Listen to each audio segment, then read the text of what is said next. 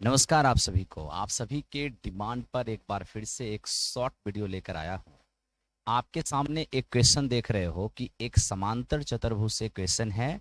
यह question ALP group D 2018 में आया था, उससे पहले एसएससी के एग्जाम में भी आया था और उसके बाद भी एसएससी के एग्जाम में आया है। तो इस बार के ग्रुप डी के एग्जामिनेशन में ये क्वेश्चन आ सकता है।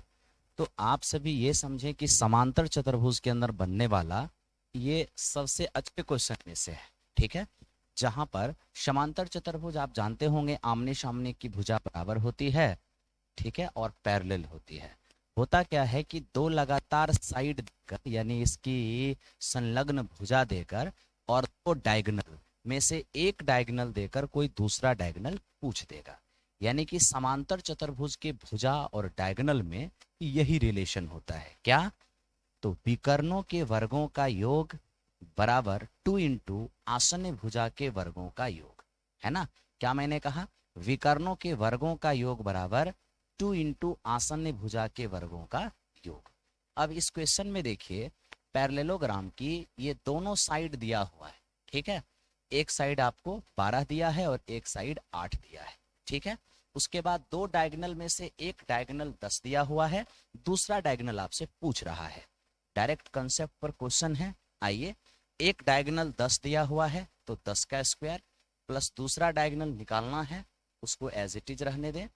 2 इंटू आसन्न भुजा, एक आसन्न भुजा 8 है और दूसरा आसन्न भुजा कितना है? 12, तो 12 का स्क्वायर हो जाएगा, ठीक है।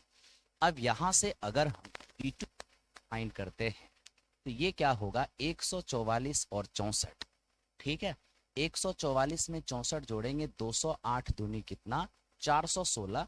416 में ये 100 जाके घट जाएगा तो ये 316 रह जाएगा, ठीक है। अब यहां से आप D2 बराबर स्क्वायर ट्रांसफर करोगे, इस पर रूट हो जाएगा 316। अब रूट 316 का वर्गमूल निकालना ये अपने आप में एक चैलेंज होता है, ठीक है। आइए मैं आपको ये भी निकाल के दिखाता हूं कि रूट 316 का मान कैसे निकालेंगे। तो देखिए रूट 316 का अगर मान निकालना हो, ठीक है, तो आप किसी भी जो पूर्ण वर्ग संख्या नहीं है, अगर उसका स्क्वायर निकालते हैं तो उसके जस्ट आगे या पीछे एक पूर्ण वर्ग संख्या लीजिए। तो इसके जस्ट आगे एक पूर्ण वर्ग संख्या है 324, ठीक है, जिसका वर्गमूल क्या होता है? 18। तो देखिए 324 का जो मान होता है उससे रूट 316 का मान कम होगा। क्यों? क्योंकि 324 से ये छोटा है, ठीक है, यानी 18 से कम होगा। कितना कम?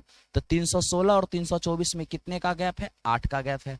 ऊपर लिख दो 8, नीचे में 2 हमेशा ये फिक्स रहेगा और ये जो 18 है आप इसे 18 यहाँ लिख दें। तो अब यहाँ देखोगे कि 18 माइनस 4 से काटेंगे, 2 चौके 8 और 9 चौके 36, ये 9 बटे क्या हो जाए? सॉरी 2 बटे 9 हो जाएगा।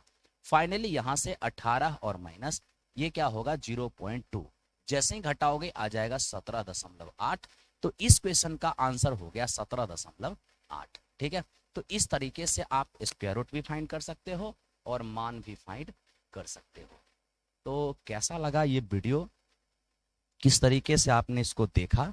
ठीक है, आप अपने नोट्स में जरूर लिखेंगे इसे और मैं लगातार आपके लिए एक से एक शॉर्ट वीडियो बनाता रहूंगा।